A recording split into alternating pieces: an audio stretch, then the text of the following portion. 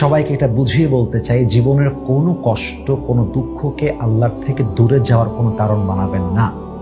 I repeat again, যদি কেউ আপনাকে ছেড়ে চলে যায়, এটাকে আপনি ওয়াসিলা হিসেবে নিয়ে নেন যে আল্লাহ চাচ্ছে আমি তার দিকে ফিরে যাই। এটা একটা ওয়াসিলা, it's a turning point. I have seen a lot of young people যারা চিট হওয়ার পরে আল্লাহর রাস্তায় ফিরে আসছে।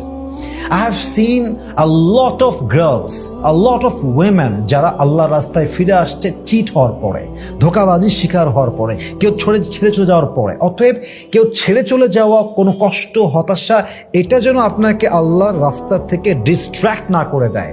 ইটস আ লেসন যে কেউ আপন নয়, একমাত্র আল্লাহ তাআলা আপন।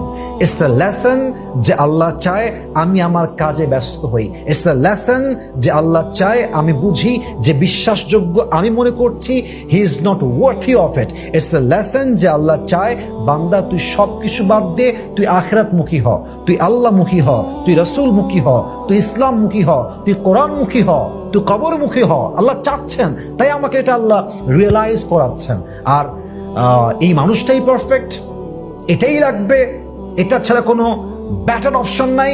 Don't think like this.